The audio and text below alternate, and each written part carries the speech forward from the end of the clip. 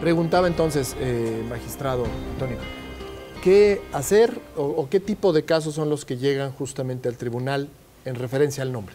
Los que llegan al tribunal en referencia al cambio o a la modificación del nombre son aquellos que esas modificaciones tienen una actividad sustancial, no se refieren a letras, a conjunciones, se refieren a situaciones sustanciales. Una persona que es registrada con el nombre X y que quiere tener otro nombre o que este nombre lo ha utilizado durante la mayoría de los actos de su vida. Se establece como los derechos, el nombre es un derecho de la personalidad, es indisponible, es el registro que nos permite identificarnos a todos nosotros en forma muy personalísima. Se tiene que establecer un juicio que se denomina de rectificación de actas.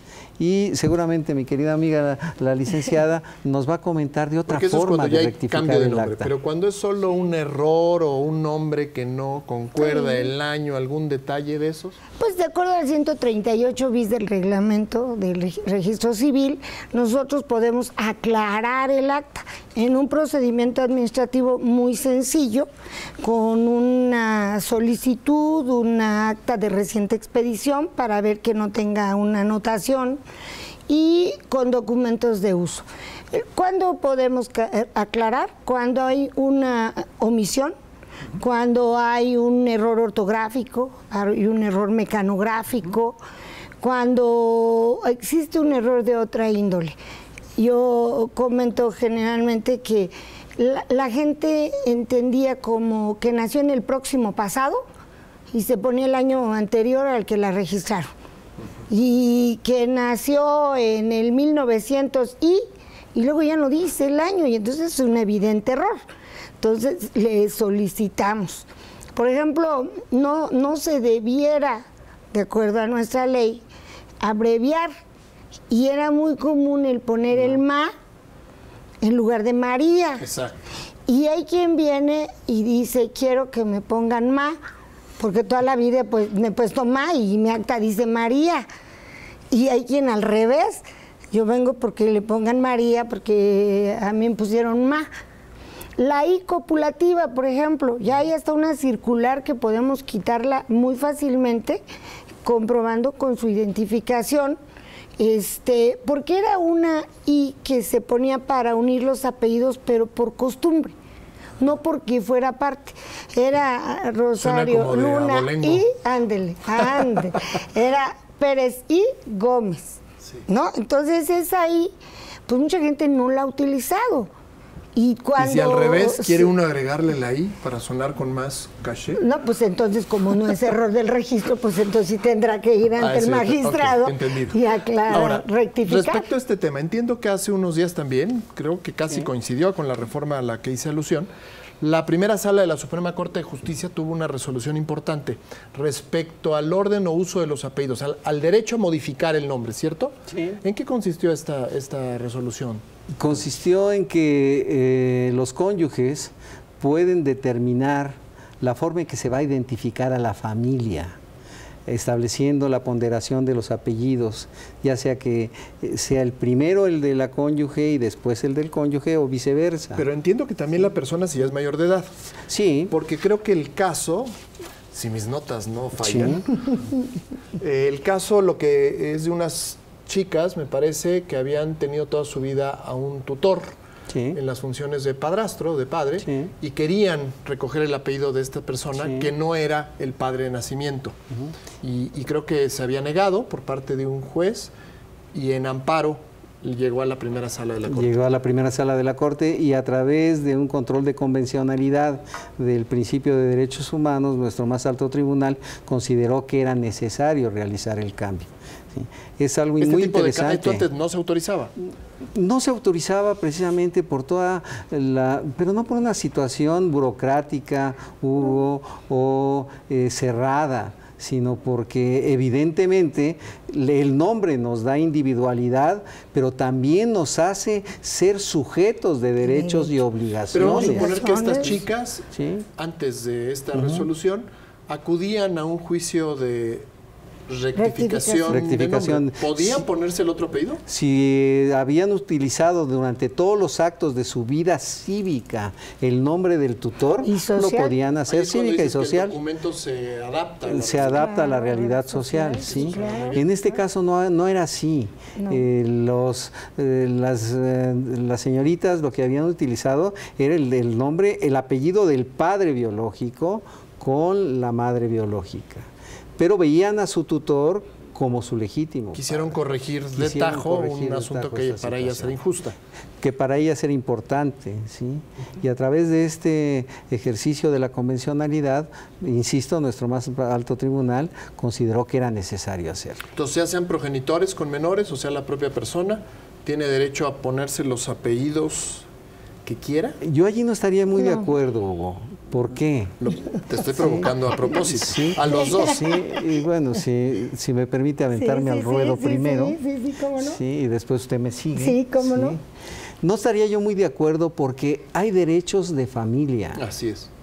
Y estos derechos de familia lo que hacen es identificar al núcleo familiar. ¿Cómo identificamos al núcleo familiar? Sino por los apellidos de nuestros progenitores. Esto nos puede llevar a situaciones difíciles, no solamente desde el punto de vista de sucesiones, no solamente desde el punto de vista de identificación, sino desde el punto de vista de la integración familiar. Supongamos que mi hermano, que ya es un hombre mayor, en la actualidad quiere utilizar el primer apellido de nuestros padres, Eternot Muñoz Cano. ¿Sí? ¿Cómo establezco mi relación filial con él? Y supongamos que mi hermano, como es el caso, ahorita está soltero. Si él muere en esa situación, sus bienes ¿a quiénes pasarán? Nuestros padres ya murieron, tendrían que pasar a los colaterales. ¿Cómo demostrar todas estas situaciones? Los romanos eran sabios, Hugo, al establecer varias potestades en relación con la identificación de las personas. Uno de ellos eran los derechos familiares. Creo que como derecho de familia son los progenitores los que deben de realizar en el mismo acto en que van a contraer matrimonio, corríjame, cómo van a utilizar estos apellidos en el momento del para nacimiento. Ahora el caso de las parejas de un mismo sexo. Claro, claro. Sí, yo quisiera decir que el amparo protege a quien lo solicitó, ¿no? En este caso fue esa pareja de muchachas. Pero hay a la par en la Asamblea Legislativa un proyecto de ley que pretende que se pueda, por igualdad, que decidan los padres cuál sería el orden de los apellidos. Para Pero eso hoy en día se puede. No, todavía no se publica, hay un proyecto. Y hoy en día entonces el orden es el tradicional. El tradicional hasta el momento. Que decíamos hace unos momentos que no traería problema, porque el artículo 58 no establece una prelación, cuál va primero, cuál no. Sin embargo, en este proyecto que viene, sí hay un candadito que es muy importante, que coincide con lo que dice el señor magistrado. Es, si a nuestro primogénito le pusimos los apellidos en el orden que escogimos, así va a ser para todos, porque si no, hacemos desiguales a los iguales. O significan cosas distintas, porque yo soy de familia, hay por ahí una familia de abogados muy notable, que no se opinan igual porque entiendo que son de padres o madres diferentes, son medios hermanos. Ahí hay una explicación de fondo, ¿no? Así es, y por eso el derecho a la identidad es tan rico en todas las situaciones que se nos puede presentar en la vida societaria, ¿sí? El derecho al nombre, el derecho a saber nuestro origen. Y en el tribunal hemos tenido casos paradigmáticos, leader cases, como le llaman en Estados Unidos, que han establecido una doctrina jurisdiccional al respecto.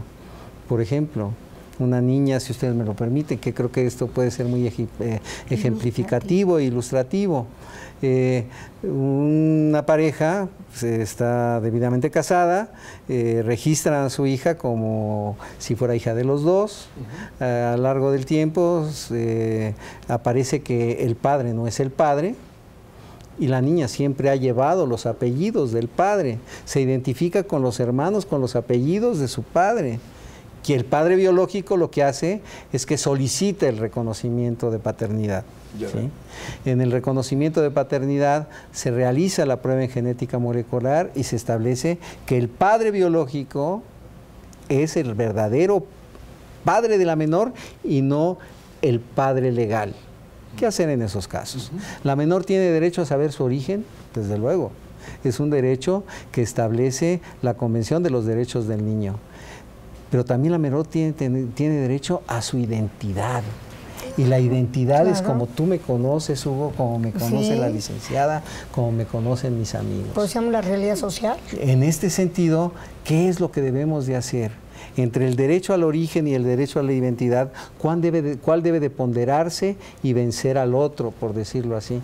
Esos son los asuntos que se nos presentan en la vida diaria. ¿Y cuál hay que se decidiría? ¿Dependería del caso? Como este asunto nos tocó a nosotros y me tocó a mí ser ponente, ¿sí? Pues yo consideré que el que debería de privilegiarse era el derecho a la identidad de la niña.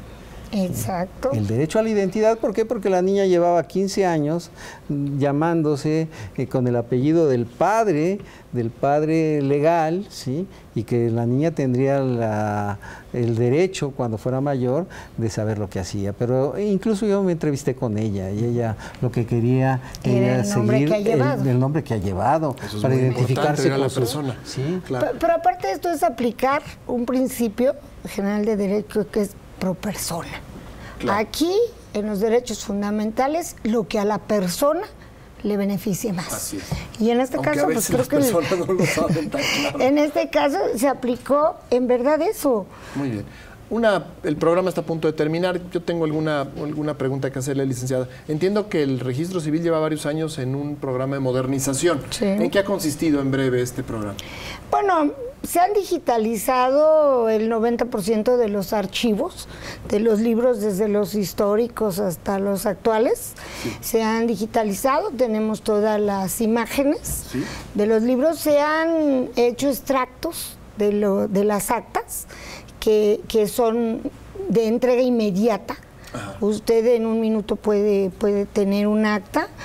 Y eso es maravilloso, ¿no? Sí, y además podemos expedir actas los 365 días del año, porque hay módulos en plazas comerciales, en tesorerías y pues en las oficinas de registro. ¿Qué falta en este programa de modernización? Pues yo, en lo particular, y que acabo en la reunión de Chihuahua de ir a solicitar, sería las instalaciones donde se presta el servicio, que generalmente son de las delegaciones políticas, pues que se modernicen, que se pinten, que se les dé mantenimiento. El equipo de mobiliario ya es antiguo. Muy bien. Y creo que para dar un mejor servicio es indispensable. Pues no saben cómo les agradezco su asistencia a este programa. Estoy seguro que habrá muchas dudas. Si me permiten, vamos a poner los teléfonos para que se puedan, básicamente, al registro civil contactar. Seguramente habrá muchas dudas. ¿Cómo no? Muchas gracias por estar aquí con nosotros, licenciado. Muchas gracias. Gracias a usted por invitarnos. Muchas gracias. Pues les agradezco mucho su asistencia y a ustedes les agradezco mucho su atención. Los espero la próxima semana a las 20:45 y a las 23:30 horas, mientras dura el Mundial. Mucho gusto y nos vemos la próxima semana.